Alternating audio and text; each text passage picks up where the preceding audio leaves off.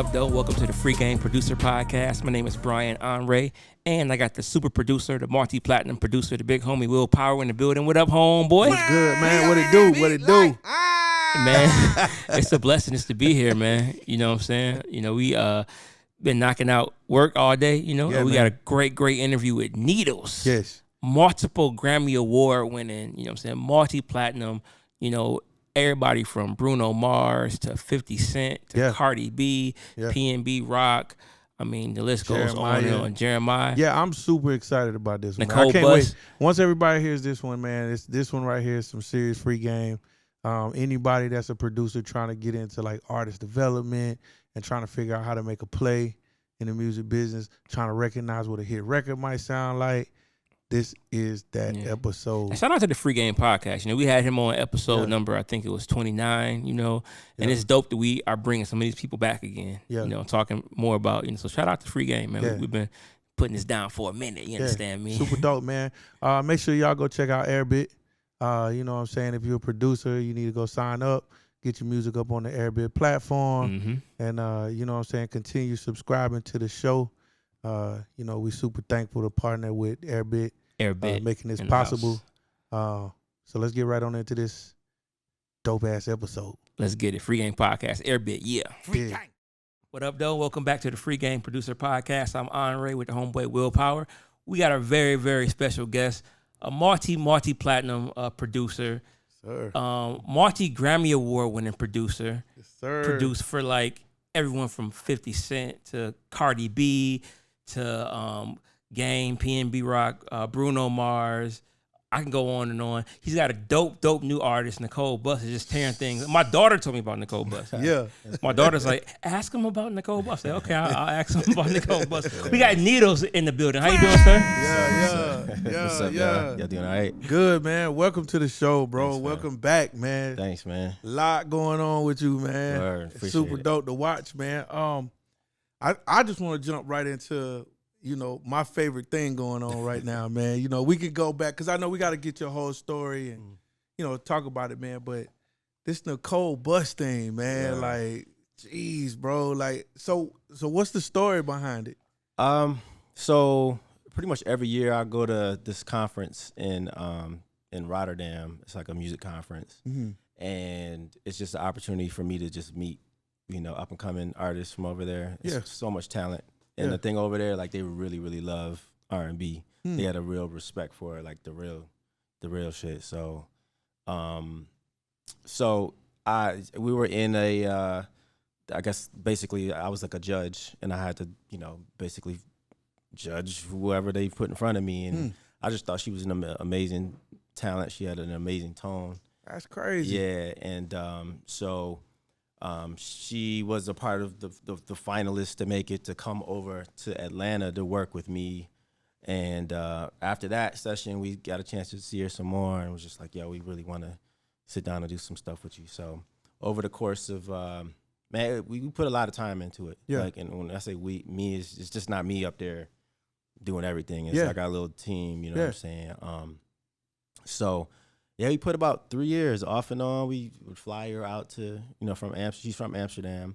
We would fly her out every, you know, a couple months, you know, for about 3 years to work on the project. But 3 years. Yeah. That's crazy to me. You know, I had no idea how you came across it. I knew she wasn't from, you know, the United States. Yeah. I had no idea though, like this was like a showcase find type of situation. Yeah, it was definitely one of those things. Yeah. And we just, you know, wherever you can find the talent, it don't matter where they come from, you know what I'm saying? So and it was just something where it just became this passion project, you know. She gave us an outlet to just kind of do whatever we want to do. I can tell, man. Yeah. You know, like when I listen to the project, you know, the same comparisons you've probably been hearing the whole time, but the whole like Lauryn Hill meets Amy Winehouse meets, you know, I know it, man, but it's so refreshing because so many people are afraid to put like that hip hop under. Oh yeah. You know, of course it's really musical, but like that hip hop is under there. Yeah. And she just, man, the way she's on it, I'm a huge fan, man. Like I'm all on the Instagram. I'm hitting her. Yeah, I'm like, whatever, dog. When's the song dropping? So, yo, man, I appreciate that. Thanks, I think man. it's really good music, man. Thanks. And honestly, we did it for that. We did it for us. You know, Yeah. we did it for just bringing back some of that feeling of that 90s, you Yeah. know, hip hop. Everything we did was very intentional. Yeah. Like everything. Like even from her saying yo yo yo yo, like the sound, like we was trying to really bring back that feeling. You know what I'm saying? So well, I've been, you know, following you a long time. You had this hip hop artist you were working with before, and he was really dope. Yeah. I dig the way that you kind of like. I hate to use the word A&R because I don't know that that's what it is, because I mean, you're such a great producer. It's like I know that you're probably just trying to find what works for your taste. Yeah. But it's fun because at the end of the day, you know, over the course of the years, and I've been doing this for about 20 years now, you know, music has changed, you know what I mean? It started where I was like super inspired by everything, you know, late 90s or, you know, early 2000s hip hop. I was like, I just wanted to be a part of it. I didn't know if I wanted to produce or anything like that. I went to school, I went to NYU to be on the business side of it. But it changed over the course of the years to where it's like, oh man, I'm still getting checks. I know how to get placements and I know how to get singles. I know what a single sounds like, but it just wasn't as fulfilling as me to be able to really be creative and, you know, really not have a box. You know what I mean? I just really wanted to just create more than just a beat, just a whole vibe for a project. So the cat you were talking about, his name is Honors English. And once again, his project is just some TLC. It's some jamming. Yeah, so jamming. Yeah, bro. it's a lot of thought and a lot of time we put into that stuff. You know, the thing that trips me out is you'll be ahead of the curve in finding somebody like an Honors English. Yeah. And then 2 years later, they start dropping, and it's like 10 Honors Englishes out here now. It's like, come on with that. I really wish we would have kept going, you know. It was just something where, you know, a lot of cats at the point in their life where they're broke. Yeah. And they want to like, you got to make a play. You got to make a money. You got to make some money or, you know, and he had to kind of make that decision. You know, he went and, you know, he's like a professor at Florida A&M. He's always was a smart dude. You know what I mean? And he's like a yogi and he's just, you know what I mean? He's doing this thing. It's just, it is though. Like I see Kendrick and I see a lot of these cats like dang, it's like I had it right at, if we would have just kept going, you know. But you know, you learn from all those situations. You know? That's dope, man. Yeah. Before we get off of this, your artist thing, I want to piggyback a little bit because a lot of people think they can get an artist and don't understand the process it takes.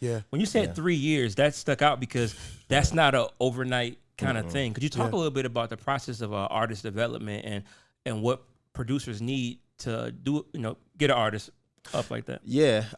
For me, it's, you know, I'm still a little old school with it where I want to create a project, whether it's an EP or an album that has a vibe, that has a flow, or you leave the album feeling like you know, like, you know, the artist, you know what I mean? So over the course of that span, I mean, one reason why it took a little bit longer because we were flying her from you know, over there, but outside of that, it was making sure we were able to tap into all her many talents. And like you said, her voice gives you a little Amy, a little Lauren, a little Sade. Like her new single, Rain, we wanted to make sure we included those Sade vibes, kind of, you know, those long notes at the beginning of the record.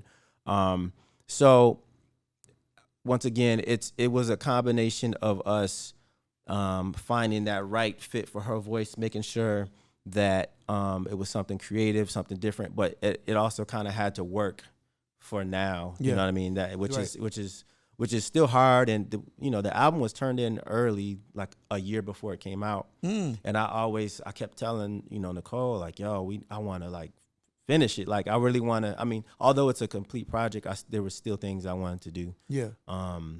But hopefully there's a next album, and I honestly I've Nicole, she's not my artist. She's signed to Rock Nation. Oh, I see. But I do have two other artists that are total different vibes from her, and it's kind of that same process. Like one, Sherry Silver is like rock, pop, trap.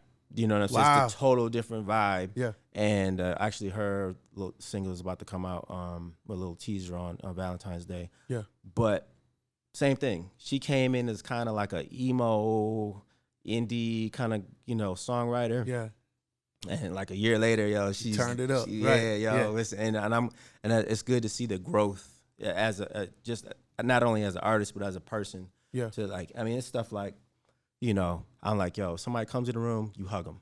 You know what I mean? It's like you hug them, you make them feel invited. If your song is playing, you gotta fucking go crazy. You gotta sell it. Right. You gotta sell it. Mm-hmm. You know what I'm saying? As it's a lot of those things outside of music that we really like when we're working with artists. We're like, yo, you gotta do this, do that. Yeah. You know what I mean? So yeah, I that's coaching, man. Yeah. That's like we talk about it all the time here. It's like you have to develop a personality. yeah, You know what I mean? Yeah. And then you really knock it out the park when your true character and your personality meet. yeah. Then absolutely. it's like, now it's magical. Yeah. Now we got something we can take to the streets and, Yeah.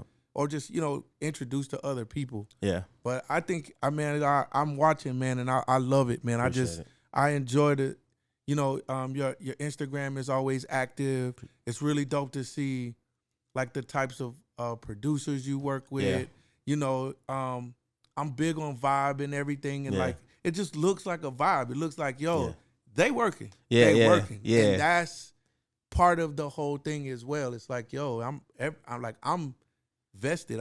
I buy into it. Yeah, you know what yeah, I mean? So yeah. if you say something's coming, I'm waiting on it Yeah, now. that's dope. And it's like, That's and I dope. think that you should know, and I don't know if you did it on purpose, but you should know that like that's how I see it. So I'm pretty sure others see it that way too. Yeah, what's crazy is, and I'm blown away honestly by this whole operation. Yes, you sir. know what I'm saying? This is my first time up here, and I'm just like, this is so like props to you for this. So Thank you, I man. mean, because we're once again, we have our A-Room show, this we call it a show, but Yeah.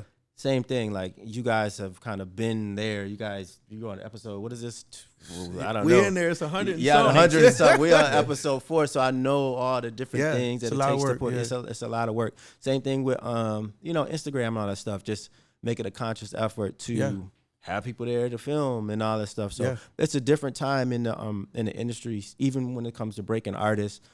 As much time as I spend working on the sonics and the look, it's just not enough these days. You know what I'm saying? Right. People want to buy into the person. They do, and the man. personality. So you got to have a camera on them. Yeah. This shit has to be interesting. Now Yeah. you got to get on TikTok. You got to make sure your TikTok is That's popping. right, So man. it's just like the thing about it is just knowing that there's so many more steps, and it's technology's changing everything. You just got to keep adapting, or you're gonna fall off. Yeah, this is true. Yeah. So I know now, like you've got some new stuff going. Atlanta's a really like influential town. Yeah. And you're definitely one of the top tier influencers here. So recently I kind of heard about how you're doing these showcases, private showcases, private location type of situations where you bring out your most important influencers to just see what's new and what's hot. Yeah. What's kind of driving you to do that? Are you just still kind of looking for something new, or? Yeah, for a couple of reasons. I think Atlanta has so much talent, and I think it's kind of got pegged as just trap.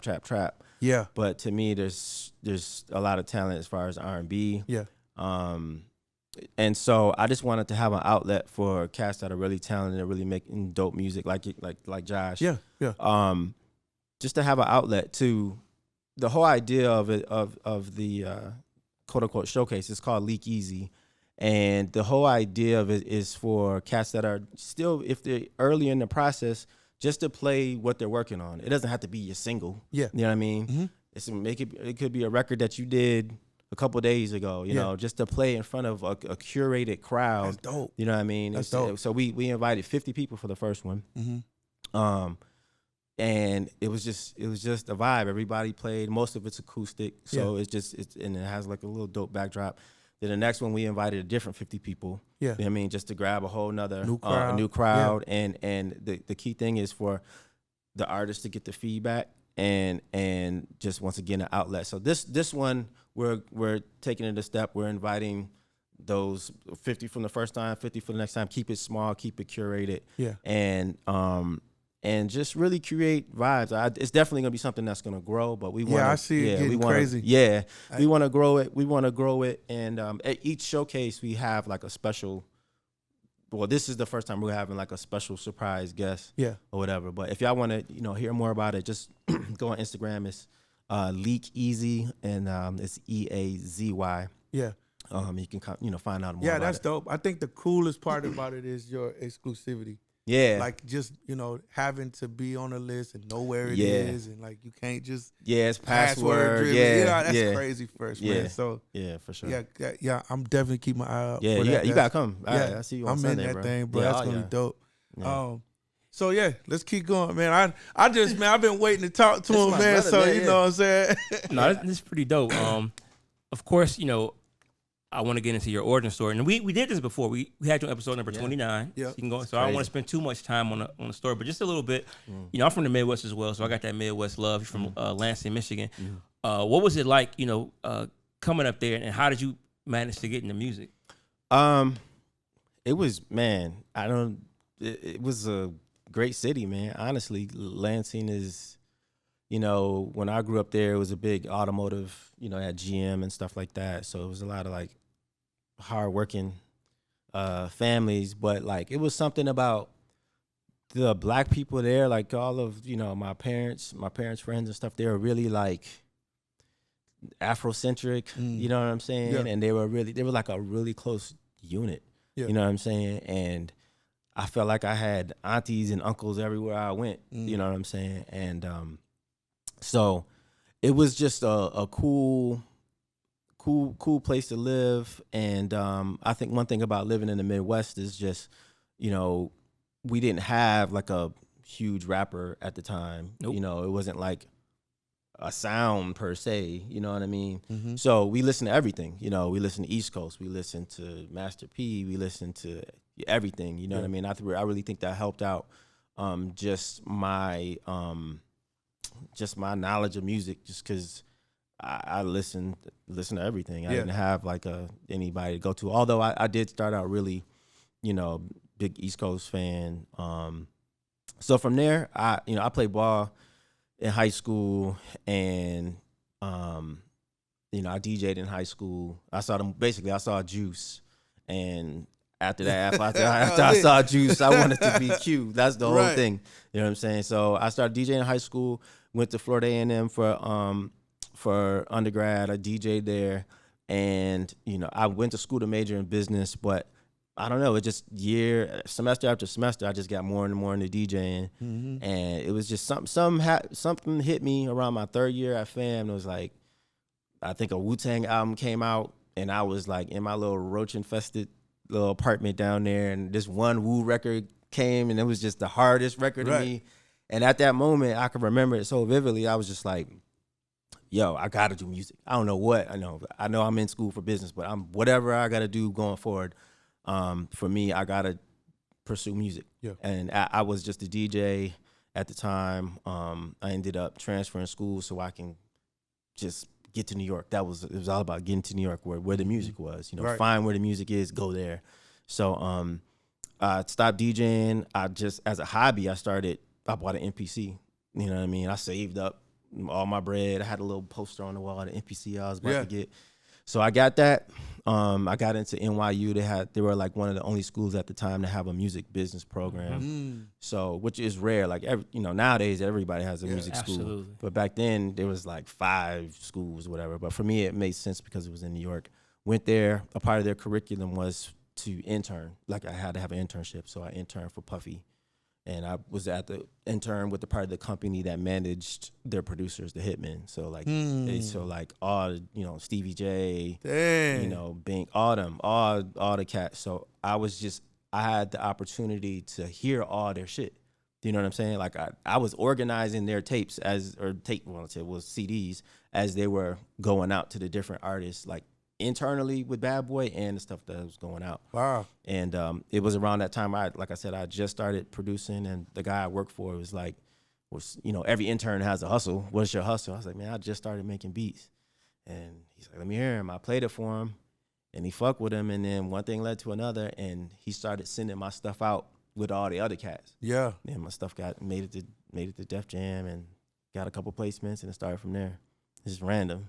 Super random. That's man. crazy to me, dog. That is crazy. Yeah. Damn. Yeah. I first remember your name popping up with like the whole G Unit era. I think the Game record special on the documentary, and then I think the Young Buck single. Yeah, that was hard. Man, thanks, man. That was super hard. I love those records. I love that time because I felt like I was coming into my own as far as having my own sound, and just kind of like, you know, once again, there was no boundaries, there was no box. Right. You know what I mean? You know, I was just doing, for some reason, all my beats were just really dark and hard. You know what I'm saying? So, yeah, G Unit, shout out to 50, shout out to Shy, shout out to everybody, because they really were the ones that really, you know, took my stuff. And the thing about them was I wasn't like a known producer. They just listened, whatever beats they had, they were just picking the best beats. Right. So, yeah, man, Young Buck single, Bang Bang, Piggy Bank, all that whole that whole thing really kind of got my shit jumping. So you know, a little earlier you were saying that you now know how you know when you hear a hit record. Yeah. Like, and then just a second ago you were saying early in your early times your beats were just dark. Mm-hmm. Like, at what point did you start to realize how to like shape it into something radio friendly or just a hit, just whatever? Absolutely. You know. So for me, you know, I did all the hard stuff, did 50, Jada, Fab, all the stuff in New York. And then like the South came and kind of took over. Yeah. And it kind of dried up. Mm-hmm. And I remember just against my wife's wishes, I was like, yeah, we gotta move. We gotta follow the music. Yeah. You know what I mean? So I came down to Atlanta, and it was a struggle at first. You know what I mean? It wasn't easy. Yeah. You know what I mean? Mm-hmm. So I had to kind of adjust my sound to what was going on. And so the first record I did that was kind of like a hybrid. You know, this was my interpretation of, it was a Wayne record. I don't know if it was a Millie. I think it was a Millie or whatever. Mm-hmm. So I listened to that record, and I just made my interpretation of something that is a little left. And I did this, actually, I made this CD. My boy said Wayne is gonna be at Hot Beats. You know, go drop the CD off to Wayne or whatever, to his boy. Yeah. I pull up with a CD, Sharpie, didn't work. My Sharpie, so I gave the dude damn near a blank CD.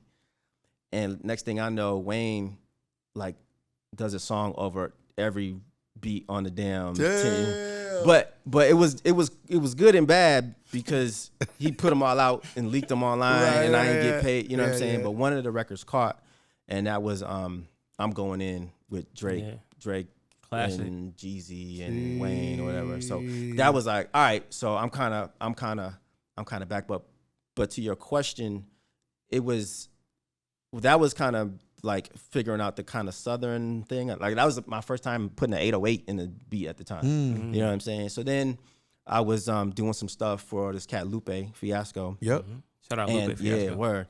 And my boy that was just happened to be with me, I didn't know he played keys. Well, all of a sudden he's just like, yo, just, you know. Started adding melody to it. And it was just like, we did this record for Lupe. Atlantic loved it. We did the hook for the record, and you know, we were like, yo, it'd be dope to put Adam Levine on this record. You know, listening, and Atlantic was like, nah, we can't put Adam Levine. We're gonna try this new kid. His name's Bruno Mars and shit on the record. I was like, I don't want no damn Bruno Mars on the record. I want Adam Levine, you know what I'm saying? But so the song was Lupe featuring Bruno at first, and then a month passed, and I think this was a time when Lupe and the label was butting heads, and ended up being Bruno's first single. But after I saw that, you know, it was lighter, by the way. Yeah, but it was just seeing that it was lighter chords. It wasn't like crazy dark. You know what I mean? It was, you know, I think of beats like in colors or whatever. Yeah, so for like sure. It was definitely like a damn blue, yellow, kind of orange kind of thing going on. And that was the time where first, you know, I said, okay, I got to get away from this dark stuff. Yeah. You know what I mean? Let me just start doing some lighter colors. And from then I just figured that part out. Everything else is to me is songwriting. Yeah. You know, it is it's all songwriting. I don't even spend so much time tweaking snares and stuff like that. Right. I'll make a scratch and I'm there with the songwriting. Come on, man. Yeah. I'm the same way. And that's what I'm trying to, right now in my life as a producer, I'm trying to master that side of it. Yeah. And like you go through so many writers. Yeah. You know, because so you might run into one that's really good. Yeah, they move but to LA. then and they move to LA. You feel me? Or you get one good song out of it and you realize they're still developing to be able to write several good songs. Mm-hmm. So that's a process within itself. But like, that's the thing. Once a songwriter gets hot in any form, they take off. They out of here. Yeah, they leave it's hard to keep them. And I feel like in Atlanta, you know, they're here. They come here first. Yeah. I feel like they come here, try to figure it out because it's cheaper to live here. Yeah. Then they bubble a little bit. Then they head to LA. So I try to catch them when it's early. Yeah. And I definitely, like, I don't know if y'all know this cat, Alex. Yes. But Alex, he was in there and he was just saying, like, he was like, man, I love writing with you because you're teaching the structure and format and like certain things you can do because even though you can write a song that has 5 different melodies and the second verse has a different melody than the first verse and it got all this stuff, and you're singing all fast and shit, like, people got to remember it, and it has to stick in people's heads. So I just try to do things that are a little more straightforward, and just catchier and with some structure. You know, it's like I just study anything that's on like that's pop record. Yeah, study anything that took off over the last 20 years, and there was structure, and the subject matter was something that was easy to explain. It's like a quick story. It's not like no long. If it takes you 3 minutes to explain the story you're trying to write about, a lot of times it's too confusing. Too much, right? It's too much, man. Yeah, that's free game, bro. Yeah. Because I mean that's lifelong struggle for most people. Yeah. You know, it's like everybody wants to get into this like really artistic space. Yeah. And it's like where that's appreciated. If you're trying to do business though, that's not quite the play. That's not the move. You know, so and that's hard to break to some people. Some people aren't even ready to hear that.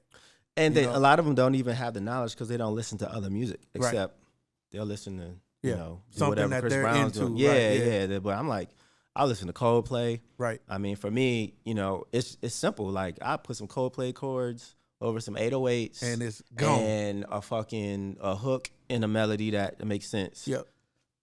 It's just easy, bro. Yeah, it is, man. It really is. It's easy. It's just more so about just taking the formulas and making them fit. I did a record for P&B Rock that sounded like a score to a movie almost. You know what I mean? Just big sound and stuff. Right. The Selfish record, right? Yeah, I did Selfish. Yeah. And I remember when they were writing the song, he came up to me. He was like, "Yo, I'm selfish. I don't." He just kept going. I was like, "Nah, yo, let people breathe. Say what you gotta say, and then stop. Then let stop. them take it. I'm selfish and then repeat it. You know what I'm saying? Just little stuff like that. Right. Excuse me. That people don't really catch on to. So yeah, it's I feel like I have somewhat of a formula, but and I was telling my friend that I was like, shit. As soon as I get the sauce or figure that out, it's a whole nother thing I gotta figure. I gotta figure out how to get my artists on TikTok and all this other stuff. Yeah. You know what I mean? So you're always learning, always having to adapt. You know what I'm saying? Yeah, it's dope though, man. Because I do think it starts with the song though. Because without that, facts. You know what I mean? Facts. Rest of it. Yeah. I want to get more into like, cause you mentioned your team. I want to get more into like how you put your team together. Cause that's very important. We got to take a quick break though. Okay. And then we'll get right back to that. Yep. Freegame Podcast. Okay.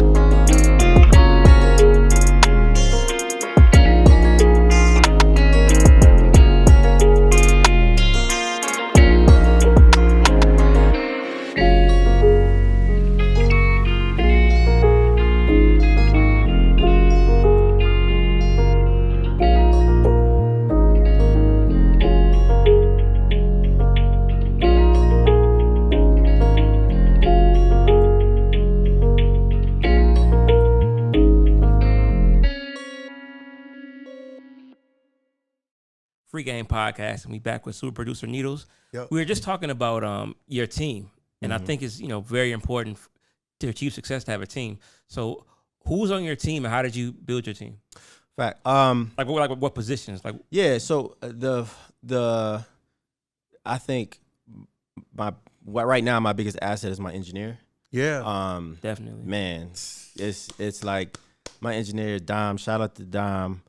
I was introduced to him by a mutual friend, Rocky, who is also a big part of Nicole's project, which I'll go into. Yeah. But Dom, he's dope because it's not too many people that, one, you can just trust in your studio, taking care of stuff. Like, even if you're not there, being able to handle sessions, run sessions, stuff like that. And one thing that's really dope about Dom is not only he was a producer himself, or he actually is a really dope producer. Yeah. So he plays guitar, he vocal produces, and he's nice with Pro Tools. So all those skill sets are used in all the sessions, and he has a personality where whoever he's cutting with, like the artist, they all fall in love with him to the point. You know what I mean? So that type of chemistry that he has with the artist, not only pushing them and stuff like that, that's been a huge asset. Like, he's really the glue, for everything. And so Dom, he's my guy. And then as far as my team in general, it's me, it's another cat, Darren, he really runs more so of the kind of the broad basically the thought out process of what we're trying to do going forward, basically. Yeah. So so that's Darren. He's just like my right hand man. So if I'm like, the other day, I was like, not the other day, a couple months ago, I was like, yo, I want to start a podcast to start doing stuff, and then now it's happening. We doing, that's what I dope. mean? Yeah. You know what I mean? So it's good. He's a guy that really can get stuff done. So he's with me more so like on the executive level, but like creative wise, I have a few go-to writers, Jero, my other guy, Rocky, who I mentioned earlier. Between Rocky, Dom, my engineer, and my other guy, TL Cross, who's another cat, he's actually based in New York. Yeah. Between us four, we produced and wrote Nicole's project. Yeah. You know what I mean? And it was just literally, it's funny because Rocky, he's like a finance director at Mercedes or whatever. Right? So he comes after work, like for Nicole's first single, every time he comes after work with these crazy ideas. He's like, yo, we should flip cream. And I'm like, all right, let's just try it. You know what I'm saying? And then, he had the whole vision for the song. He wanted to make an ode to black men, and he had the vision, you know what I mean? Like, just being around people that that had the love for it and can articulate, what's what. And when you have a small group of people that work well together and collaborate, that's really the best thing. After that, after us four, it's Dom, Cross, Rocky, and me. And then we have, Jero, which is probably like my go-to writer. I don't know if you know Jero. He's really dope. He's really versatile. Yeah. And he's the kind of, I like writers that can give me a lot of ideas. Yeah. So I could pick from them. You know what I mean? Because he'll go in there, have the craziest melodies, and all I got to do is just pick. I was like, let's go with that one, that one. You know what I'm saying? Yeah. And then concepts. I mean, he just spits them out. I like that as opposed to the people that are real methodic, and I got to pry it out. Out of them, and because I'm literally going to be in there, and I'm going to be in there. Sometimes writers kind of get pissed off at me because I'm like, yo, if it doesn't sound like a record, if it's sounding like some regular shit, then I don't want to do it. Right? You know what I'm saying? Yeah. Like, and one thing I get pissed off with, especially with black writers, and they get pissed off at me too, is like I really want shit to make sense. I really don't like taking lines off. You know what I mean? Yeah. I really am picky. It's almost like an equation. You know how like Max Martin and them cats got an equation to how this stuff. Mm-hmm. Yeah, so I kind of go back and forth a lot of times with the writers because they want to sauce it up, and I'm like, we have room for that, we have time for that, but let's make sure this is structured. So Jero is probably my go-to writer. I mean, there's so many talented people: Mavell, Bichet, so many talented cats that I just kind of, you know, have come in and out, you know. That's dope, man. Yeah. I think that when the work shows for it, man, it's like, you know, if you can call it, being a great producer, in my opinion, is knowing your process and just like really just like mastering. Yeah. You know, I mean, but I can, once again though, it's not enough these days. Yeah. You know what I'm saying? Mm-hmm. Like you can make the dopest song. It's not about the songs no more. About the song, right. It is to the point where like if you can get this shit in front of enough people, people will ultimately judge what's a good song and then they'll love it. But it's that you got to get it in front of which you is know, the hard people, part. which is the hard part. Which is it's been interesting. So are you like thinking about doing like a label? Yeah, like I had a you know, I mean I have a production company. Basically, you can come in. We cut like Nicole's album was done all in our studio, cut, mastered by shout out to Herb, you know what I'm saying? Yeah, and that was another thing, like, you know, the first single, I think, you know, I was working with Rock Nation and they're like, oh, well, this guy's hot, we're gonna have him mix, you know, master the record or whatever. Yeah. You like, nah, I know what I wanted to say. So he mastered it and I guess it's his protocol, he sent it straight to the label. You know what I'm saying? Like I didn't have like, yo, I made the track. I want to hear out, you know what I'm saying? And I wasn't 100% happy with that. And I was like, you know what?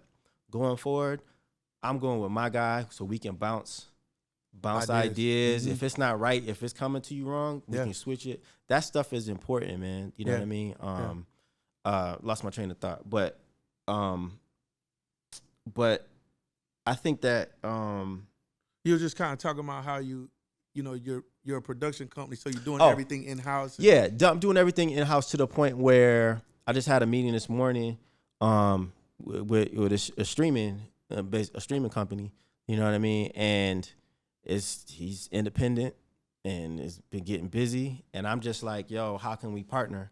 You know what I mean? Because after I get the streaming stuff going on with the DSPs and all that stuff, if I can pull in marketing, then I got a full-fledged label. I can make the music. Right. It's this the other stuff. Yeah. You know what I mean? Because I just, and I have so much a reserve of talent that like I already got 2 projects pretty much done. And I have 2 or 3 other people that I'm interested in, but I want to make sure I get these people going. To get what you need. You know what I'm saying? But I'm ready to go. It's just more so like I don't want to waste anybody's time. I want to make sure each project that we put time into gets its proper shine and do, you know what I mean? Well, so like, would you say are like majors even an interest anymore, or is this more so just? I mean, you know, you see Good something question, else. Yeah. Well, I mean, I basically, you know, I took my artist. I did some label meetings or whatever, and I saw it. I just saw just really what it was like. Yeah. We love this shit. They loved it. Yeah. But you ain't got enough followers. You ain't got enough streams, whatever. And after I saw that over and over, I was like, all right. You know what I mean? I know what I have to do. That's it. And then it's, you know, if I can execute on my end, I'm really going to get to a point where I'm not going to need y'all. You're not going to need it. And then if it does ever happen, it's like the bag got to be like so. Yeah. Get but isn't that odd though? How it's coming to that? Whereas before, I thought it was the label's job to develop the artist and get. Nah, them days are done. But I'm gonna tell you, I'm actually grateful for that. Mm-hmm. I feel like this. I think that we came through an era where a lot of people ruined the bag. The reason why it's so crazy now is because they gave the bag to people who just didn't even do right. They didn't even deserve it. It was like, it's crazy what some people did with the money. Yeah. And so now, to me, this kind of like evens the playing field. You know what I'm saying? So it's like, even if like a Drake or somebody finds an artist, he still got to get that artist hot. They got to have analytics. There's got to be great music involved before the bag gets out. Yeah. And then at that point, it's like you got to make a decision because, I mean, the labels are literally just, it's like an acquisition company. They just acquire stuff that's already going. That's already hot. And I like that because you can then approach it from a partnership basis. Because right now, like the old way, you know, if you was hot and they thought you were hot, then they basically just bought you before you became anything. And that's why so many people were complaining about their publishing and their deals. you know, the whole Mace and Diddy story and all that kind of stuff is just kind of like, well, then it was a different thing. It's like, there's a whole bunch of reasons why there was a lopsided deal. Mm-hmm. But they put in all the work. They put in all the work. Yeah. But now the deals, if, you know, provided someone like myself or Needlz goes and gets the whole damn play together with their artists, this is a business deal now. This ain't just an acquisition anymore. This is, I came to the table with this, meet me here.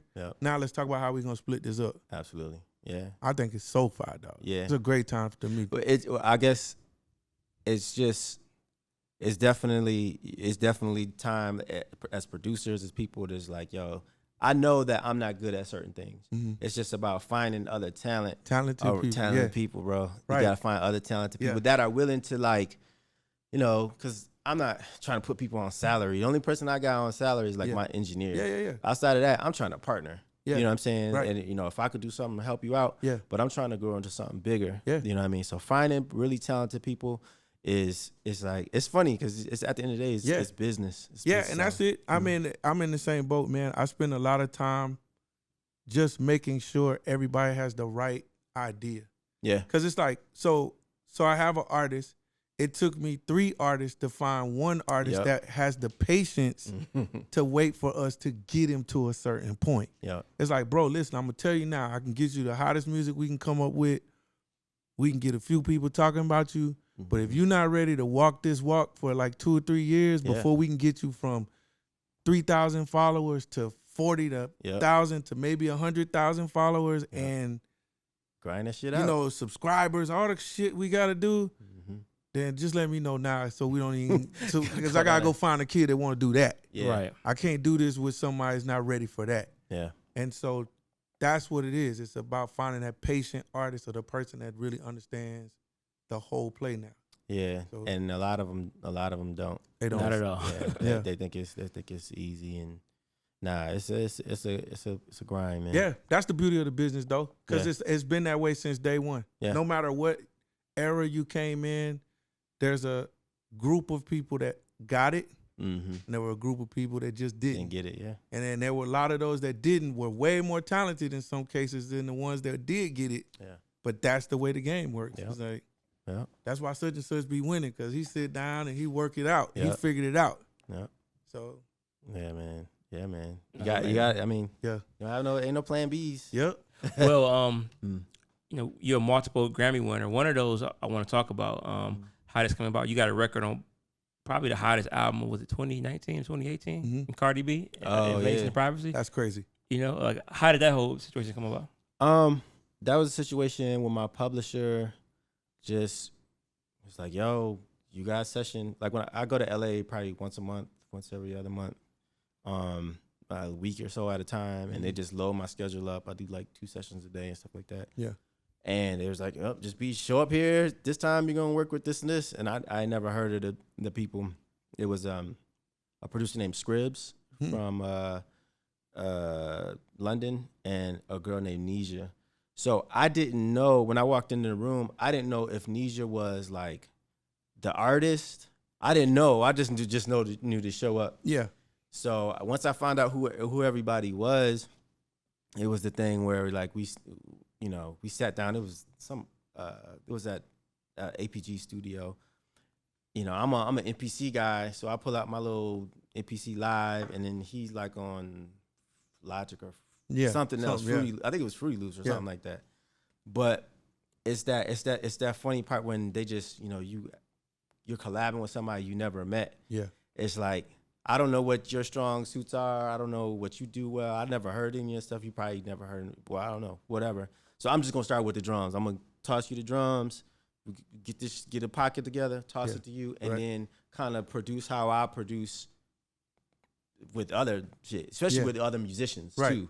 I'm like, let's try this. You know what I'm saying? Right. Yeah, it's kind of, you know what I mean? So, you know, he's going through like a ton of little vocal loops and stuff like that and samples. And I was like, yo, I think we both agreed on a joint, and we just kind of looped it up and built it out. And he was doing his thing. And it's so funny because the cats these days, they so fast. Yeah. You know what I mean? He was just, and I'm like, yo, that's dope. And we did like 2 quick little beats or whatever. And the writer is just girl. She's probably the hottest writer out right now. Her name is Nisha. I had never met her or heard any of her stuff. She was just a quiet little girl, soft spoken. I think we talked. She went to NYU or something as well, and then she got in a booth, and it was. Just, I think everybody looked at each other like, "Yo, this is a record!" Like, and I think that was one of the times, one of the rare times that I don't want to say the rare time, but because ultimately, it's so funny. I had this thing in my head, like every producer, during the week, we do a track or a song that we feel like is the one. Yeah. Nigga, the one to the point where this the one, nigga, I'm about to buy this new crib off this one. Yeah. This is about to go crazy. You know what I'm saying? And then the song may not go anywhere, but we do it every night. Yeah. You know what I'm saying? We shooting for that thing. Yeah. But this one was like, these are gonna go. And I sent them to my guy. I sent it to my guy at Atlantic Success, and it was probably one of the easier placements. It wasn't like no thing. One funny thing was that the other cat, Scribs, he didn't want the song to go to Cardi B because he didn't see that, Cardi wasn't Cardi back then. She was the whatever called the reality show. Right. Cardi. Right. But prior to that session, I had just left New York and they were running Bodak Yellow. And I kind of felt it. I was like, this is the project to be on. You know what I'm saying? We had to like really convince the dude that like, yo, this will be a great look for us, and ended up doing well. That's the song Ring, right? Yeah, it's the Ring with Kalani, and produced by me, Scribs, and written by Nisha. Yeah, man, it was real random, and I think it's funny because my career is this thing where I come up with like a record like that, and then I'm still working. You know what I'm saying? I went back, did 2 of my artist project, and still bubbling, and then I'll have another record pop up. Yeah. This year I'm excited. I got a record coming out that it's funny because I don't know all the artists that are gonna be on it, but I just know it's gonna be a big record. It's weird. It's weird where all the artists ain't even on the record yet, but I think I got something crazy. There it is, man. Yes, sir. Yeah, that's fire, man. That's crazy. So what are your plans? I know you just got open a studio. Yeah, I have this. I've been actually there for a few years. I'm looking to expand. I'm looking to, get a compound like this, you know what I mean? And I think, that's really the goal. One thing that's kind of been stunting my growth a little bit is I have one big room and I have a small room, but it's like right next to my big room. So it's not like I'm not able to work efficiently. If I had 3 rooms, I would be having, I would be spitting them out. So right now I'm just looking for a space that, where I can, get 3 or 4 rooms so I can have a lot more going on. That's coming. The A room, that's the show, and then also Leak Eazy. That's another thing. That all falls under my Dry Rain. That's the name of my company. Nice. That all falls under that umbrella. And we got some other cool kind of shows and concepts and that I'm really looking forward to. That's dope, man. Yeah. Well, yeah, bro, you got a family here, man. If you need anything from us, man, we rock with you, man. And for sure. Thank you for coming on the show another time, bro. Thanks, man. I can't wait to talk like maybe next year because I already know what's up. Yeah, I want to hear about that record you're talking about. Yeah. After it drop. Yeah, it's just interesting how this record is. And I think the dopest thing about it for me is like I have a goal, like a personal goal, to get number 1s and like 8 different charts, you know what I'm saying? And I got like 4 right now, 3 or 4 right now. Wow. But this one is a Latin record. So that's why I'm like, I need that Latin joint, you know what I'm saying? And how they're streaming crazy. So yeah, man, that's just been a goal of mine, and I really want to kind of like check that off my list to try to get number 1s on these different in these different charts. So outside of that, man, y'all look out for Sherry Silver. She's something that's a little different. She's a mixed girl. She looks like she's Persian or something like that, but she's like, once again, it's like rock, trap, pop. You know what's funny is because like Yellow Wolf. Yeah. You know what I mean? Yeah. It was a little rock, little exactly. Trap. You know what I'm saying? Though. You know what I'm saying? Yeah. So I think a lot of that XXX, Yellow Wolf, who else in that space? You know what I mean? Where it's, you know, I feel Kind like of a rock space. yeah, I feel like rock is coming back. Yeah. You know what I mean? Like Definitely. just that rebellious kind of don't give a fuck kind of attitude. That's kind of what she embodies. Once again, her single Little Heart, we doing like a little teaser on Valentine's Day. That's and dope. then after that, you know, she'll be looking out for more stuff for her. We certainly will, man. That shit's fire, bro. Thanks, man. Well, Well, thank yeah, you so man. much, man. We really appreciate it, man. It's an Yeah, honor what's your and a IG? privilege. It's produced by Needlz, so it's PRODBYNEEDLZ. There it is. Yep. All right, Yeah, find me man. there. Well, thank you, brother, man. We're going to do this again. Yeah, I For appreciate sure. it, bro. Yes, sir. Freegame Podcast. Peace. Yes, sir. Free gang. Yo, we hope you enjoyed this episode of the Freegame Podcast. If you did enjoy it, make sure you subscribe to the Airbit channel right below. Just hit subscribe on the button below. Or you can go to youtube.com/Airbit. You know what I'm saying? If you're feeling the podcast, make sure you share it. Let your friends know. Also, there's an audio version of the podcast. Look in the notes below and you'll see where to subscribe to that at. Yeah. Freegame Podcast. Free gang.